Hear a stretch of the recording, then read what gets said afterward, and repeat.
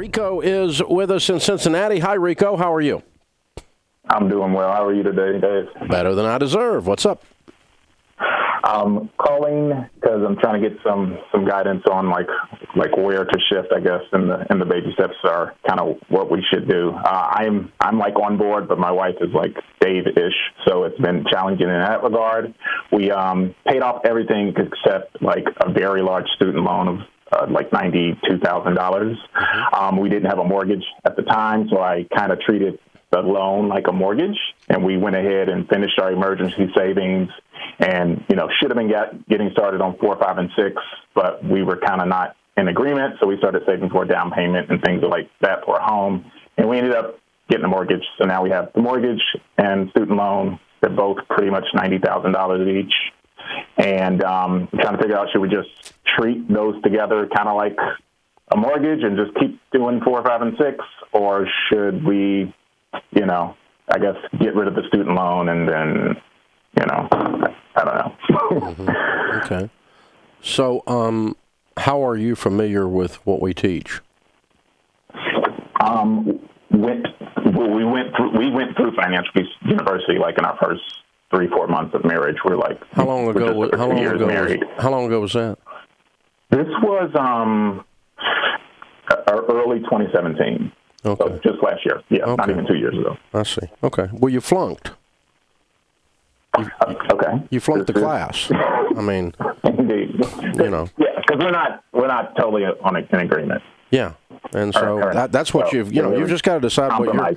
I can't tell you what to do. I've already told you what to do, and you didn't do it. So, I don't know how this conversation changes that. So go back through the Financial Peace University materials if you want to know what I think, and it'll tell you exactly what to do, which you already know what to do. And that is, your student loan is not a mortgage. It is not baby step 6. It's baby step 2, and you should have paid it off before you did any of this crap. So now that you're in this mess, you've got to pay off your student loan before you do anything else. And you need to stop your retirement temporarily and completely. But I don't think you're going to do that, because I think you and your wife make up your own rules. So, it's whatever y'all want to do. I don't care. I mean, it's not going to affect me.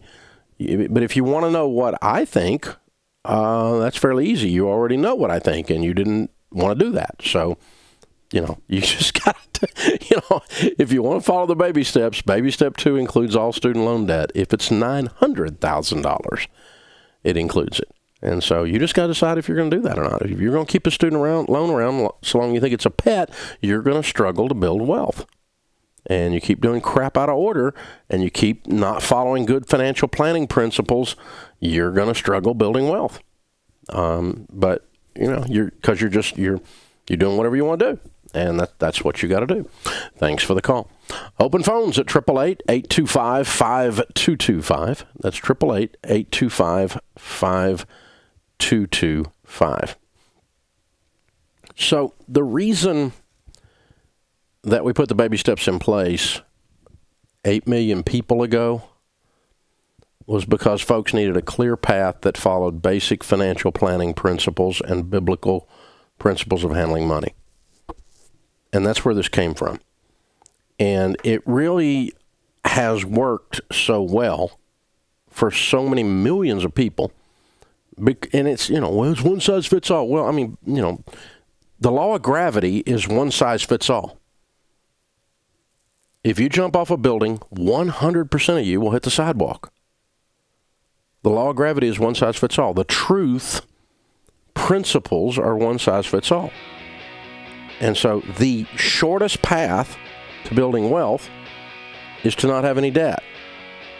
That is one size fits all. And that's because it's the truth. And if you're listening to my voice right now, you're not the exception. So you get to decide what you want to do. But that is the shortest path to building wealth. And all the data points we find from all the millionaires that we've studied, it's what they've done. So you guys get to decide what you want to do. But if what you're doing is already working, then do what you're doing. You don't need to ask me.